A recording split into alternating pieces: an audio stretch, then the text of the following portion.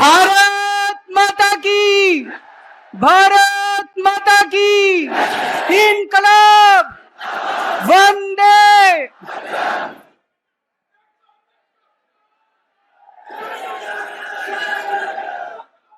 आज देश के कोने कोने से आए हुए मेरे सभी प्यारे बहनों, भाइयों, माताओं, बुजुर्गों, बच्चों, आप सब लोगों को मेरा नमस्कार, सबको मेरा सत श्री अकाल।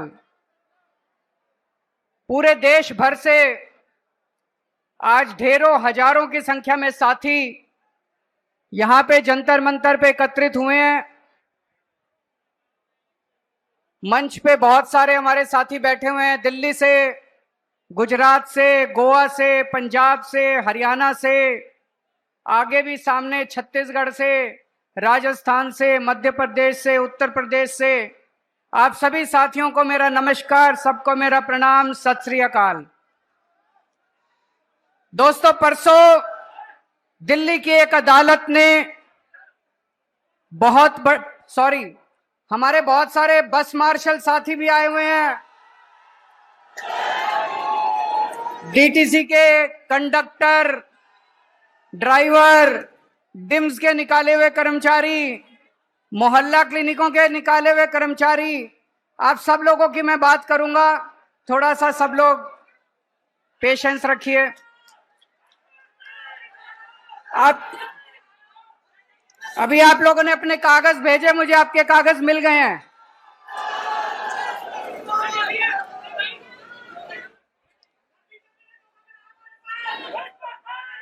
आप चिंता ना करो, बीजेपी ने पूरे देश के साथ धोखा किया, केवल आपके साथ धोखा नहीं किया, उसकी सबकी बात करेंगे अभी।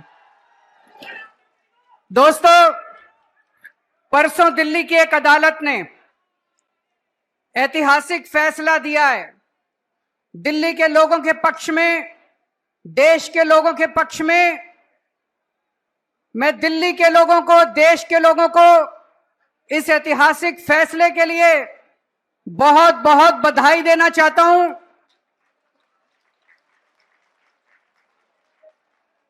मैं जज साहब का बहुत बहुत शुक्रिया अदा करना चाहता हूं।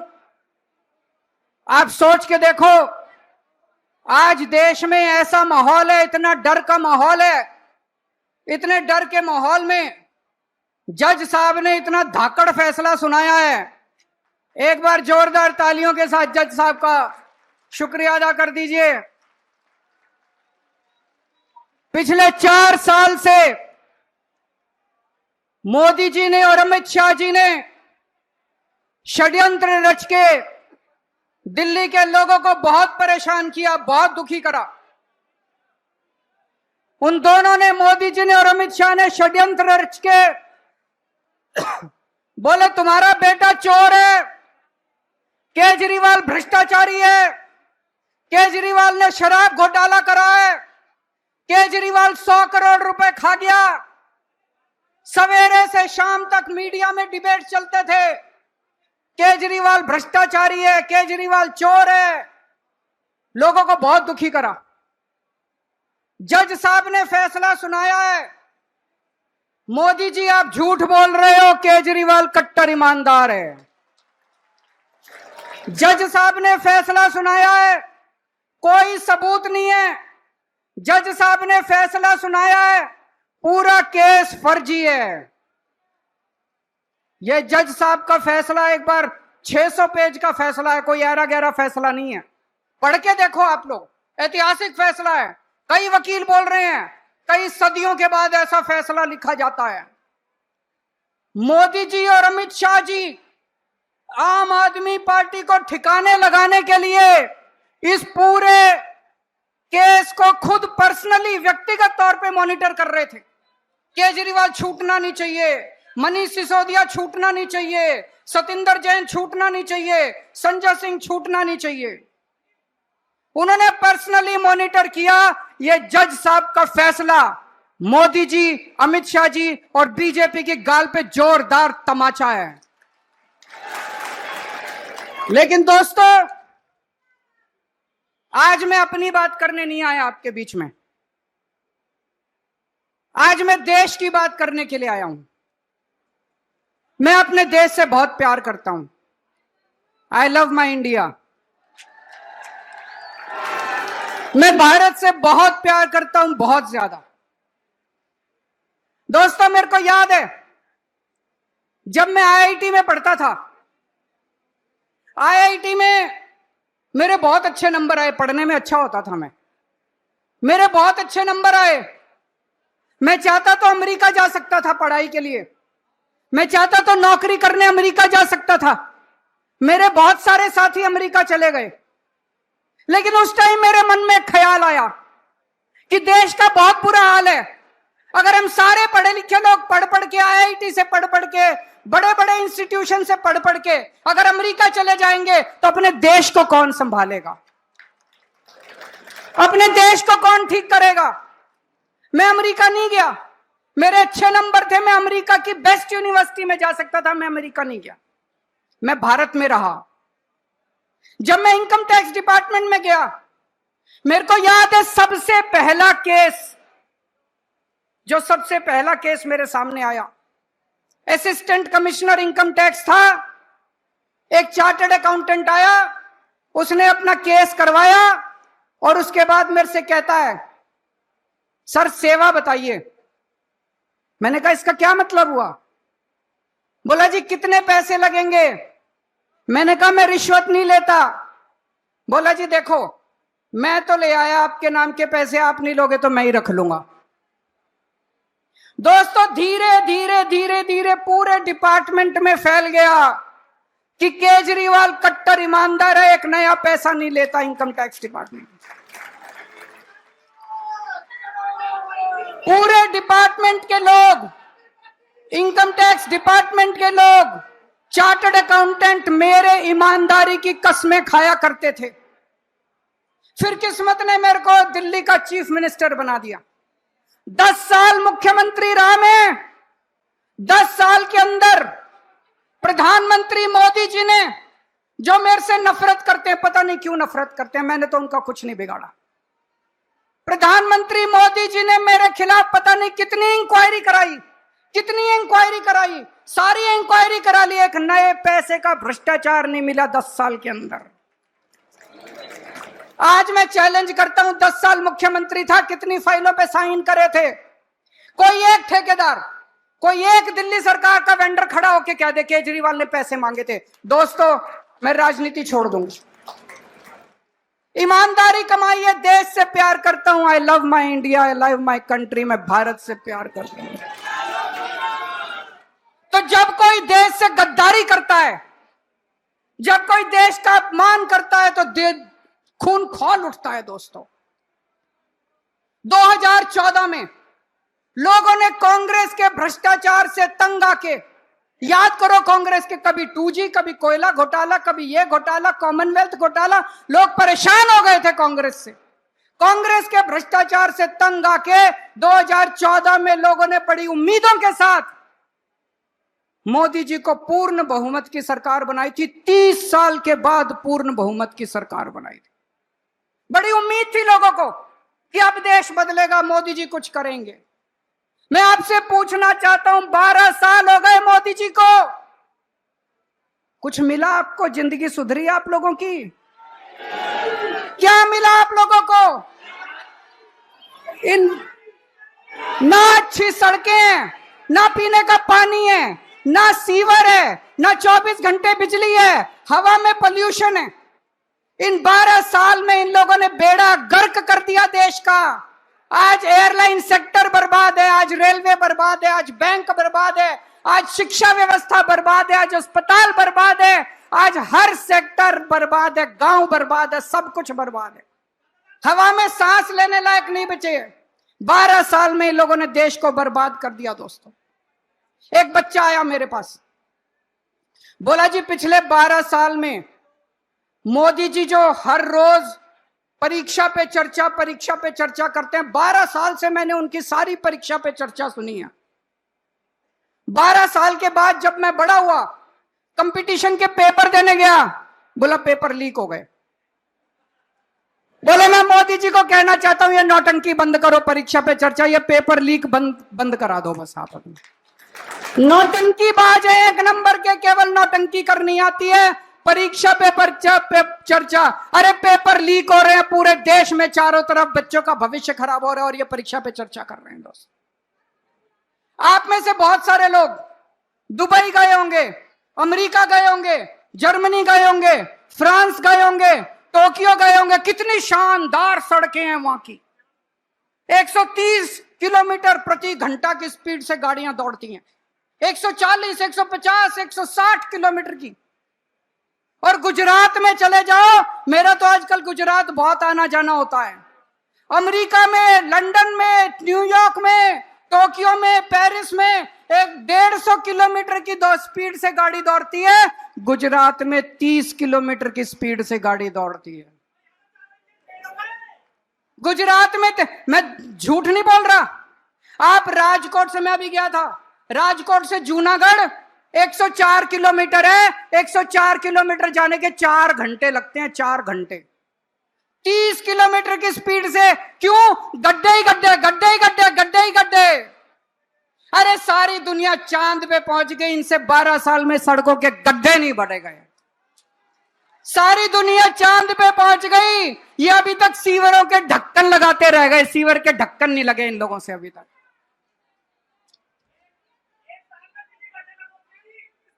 अभी आएंगे, दिल्ली पे भी आएंगे, चिंता ना करो। आप किसी देश में चले जाओ, किसी भी, लंदन चले जाओ, टोक्यो चले जाओ, पेरिस चले जाओ, फ्रांस चले जाओ, न्यूयॉर्क चले जाओ, कितने साफ सुथरे शहर हैं उनके। एक जरा सा मिट्टी का तिनका नहीं मिलता। वो छोड़ो, आप गरीब देशों में चले जाओ, श्रीलंका चले जाओ, भूटान चले जाओ, मलेशिया चले जाओ, रवांडा चले जाओ, वियतनाम चले जाओ, साफ सुथरे शहर हैं। इनसे 12 साल में हमारे शहरों की सफाई नहीं हुई मोदी जी से। लानत है इनके ऊपर। 2014 तक बीजिंग में हमसे ज्यादा पोल्यूशन होता था। इतना पोल्यूशन था, इतना पोल्यूशन था।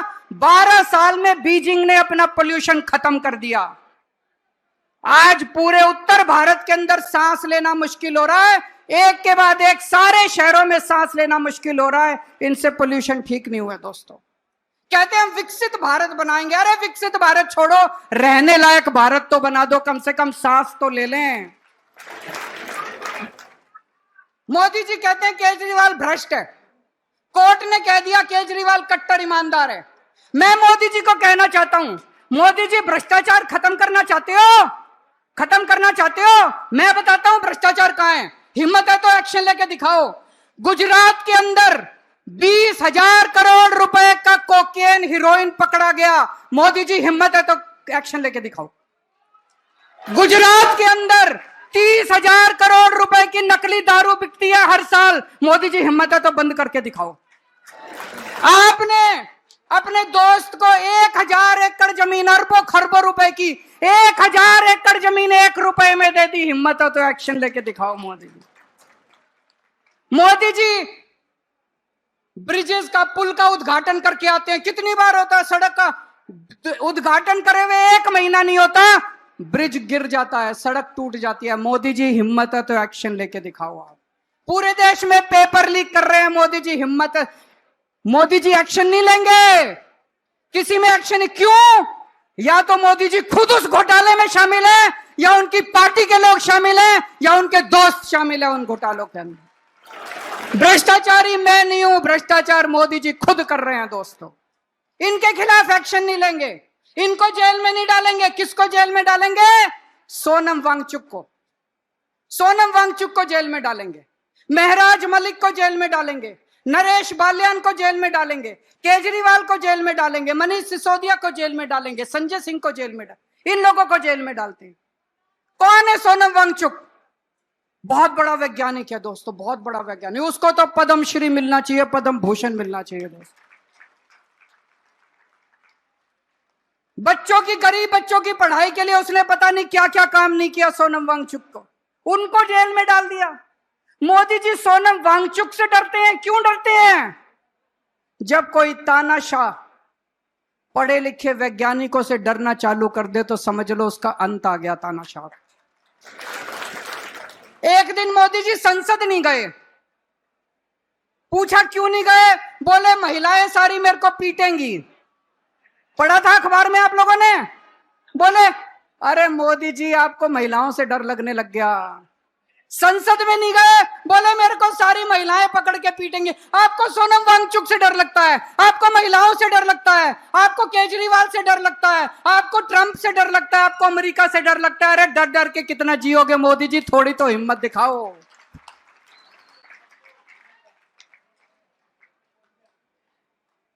मुझे गिरफ्तार करके मोदी जी ने और अमित शाह जी ने बड़े बड़े संदेश दिए हैं। उन्हें संदेश दिया है, खबरदार अगर सरकार में कोई ईमानदारी से काम करेगा, अगर कोई ईमानदारी से काम करेगा, केजरीवाल वाला हाल कर दूंगा तुम्हारा। उन्होंने संदेश दिया है। आम आदमी पार्टी जब आई थी, हमने आम लोगों को टिकट दिए। देश के युवाओं ने अपनी नौकरियां छोड़ दी, अपनी तनख्वाह छोड़ दी, अपने धंधे बंद कर दिए, सब राजनीति में आ गए। सबको लगा कि अब हम देश बदलेंगे। हमारी पार्टी में सारे आम लोगों के लड़के लड़कियां, आम लोगों के बच्चे हैं, आम युवा हैं जिनको टिकट मिली। कोई मंत्री बन गया, कोई मुख्यमंत्री बन गया, कोई एमएलए बन गया, कोई कुछ बन गया। हमारी पार्टी के अंदर एक उम्मीद थी कि नौजवानों को राजनीति में आना चाहिए। मोदी जी ने संदेश दिया, खबरदार राजनीति में आए, केजरीवाल वाला हाल कर दूंगा तुम्हारा। देश के अंदर लोगों की उम्मीदें खत्म हो गई थी। लोगों ने कहना चालू कर दिया था इस देश का कुछ नहीं हो सकता। आम आदमी पार्टी आई, आम आदमी पार्टी ने एक उम्मीद दी। स्कूल ठीक किए, अस्पताल ठीक किए, बिजली ठीक की, पानी ठीक किया, सड़कें ठीक की। आम आदमी पार्टी ने उम्मीद दी कि देश ठीक हो सकता है, देश सुधर सकता है। 140 करोड़ लोगों को उम्मीद बंधी कि देश ठीक हो सकता है। मोदी जी ने केजरीवाल को गिरफ्तार करके 140 करोड़ लोगों की उम्मीदों पे पानी फेर दिया। दोस्तों, एक साल पहले इनकी दिल्ली में सरकार आई थी। आज दिल्ली सरकार के भुक्तभोगी यहां सारे खड़े हैं। ये मेरे को भी इन्होंने भेजा है, इनके विजेंद्र गुप्ता जी ने ये ट्वीट करा था। ये ट्वीट है 11 नवंबर 2024 का। मैं सभी बस मार्शलों को आश्वस्त करता हूं कि भारतीय जनता पार्टी दिल्ली की सत्ता में आते ही 60 दिनों के अंदर बस मार्शलों को नियमित कर देगी। हो गए भाई नियमित? धोखेबाज विजेंद्र गुप्ता, धोखेबाज बीजेपी, धोखेबाज प्रधानमंत्री, धोखेबाज गृह मंत्री। मेरे को याद है प्रधानमंत्री जी खुद आके कह के गए थे दिल्ली में कि 8 मार्च 2025 से दिल्ली की हर महिला के अकाउंट में 2,500 आगे 2,500 रुपए। भाई अगर देश का प्रधानमंत्री झूठा हो तो उस देश की तरक्की कैसे हो सकती है? फिर देश के लोग किसके पास जाएंगे अगर देश का प्रधानमंत्री सरेआम स्टेज से खड़ा होकर झूठ बोलने लगे? आज यहाँ पे बस मार्शल आए हुए हैं, 10,000 बस मार्शल निकाल दिए, 10,000 डीटीसी कंडक्टर, डीटीसी ड्राइवर निकाल दिए इन लोगों ने, मोहल्ला क्लिनिक के कर्मचारी निकाल दिए इन लोगों ने, डिम्स के कर्मचारी निकाल दिए इन लोगों ने, हॉस्पिटल में काम करने वाले डेटा एंट्री ऑपरेटर निकाल दिए इन्होंने। अरे इतनी महंगाई में मुश्किल से नौकरी मिलती है। अगर 2 लोगों को नौकरी दे सको तो दे लो, नहीं तो कम से कम लोगों की नौकरी तो मत छीनो। दोस्त, आज पूरी दिल्ली दुखी हो रही है इन लोगों से। सारी सड़कें टूटी पड़ी हैं, चारों तरफ गंदगी गंदगी हो रही है, लोगों के घर में काला पानी आ रहा है, पीने का पानी नहीं है। पहले हमारे टाइम में 24 घंटे बिजली मिलती थी, अब बिजली के लंबे लंबे पावर कट चल रहे हैं। पूरी दिल्ली बर्बाद हो गई। आज दिल्ली वाले याद कर रहे हैं, यार इससे तो केजरीवाल ही अच्छा था। आज चुनाव करा लो दिल्ली में, कितनी सीट आएंगी? आज चुनाव करा के देख लो दिल्ली में। कुछ लोग कहते हैं मोदी जी से देश नहीं संभल रहा, कुछ लोग कहते हैं मोदी जी को देश चलाना नहीं आता। मेरा कहना है दोस्तों, ना तो उन्होंने देश चलाना, ना उनका कोई इंटरेस्ट देश चलाने में, ना उनको सरकार चलानी। उनको देश से कोई लेना देना नहीं है। देश जाए भाड़ में उनकी बला से। उनको केवल एक ही चीज है, सत्ता की हवस है, केवल और केवल सत्ता चाहिए।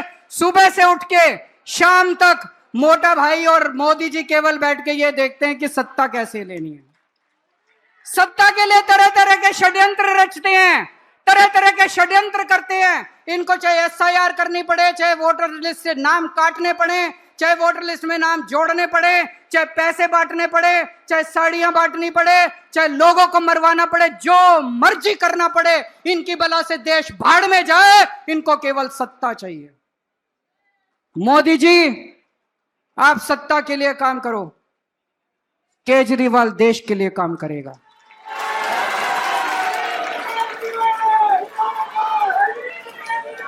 दोस्तों, ये वही जंतर मंतर है जहां पे देश के लोगों ने हुंकार भरी थी और देश भर से कांग्रेस का सफाया हो गया था। आज जंतर मंतर का यह दिन ऐतिहासिक है। वो दिन भी याद है, वो दिन था 4 अप्रैल 2011। आज की तारीख नोट कर लेना। आज के बाद भारतीय जनता पार्टी की देश भर से उल्टी गिनती शुरू हो चुकी है। भारत माता की।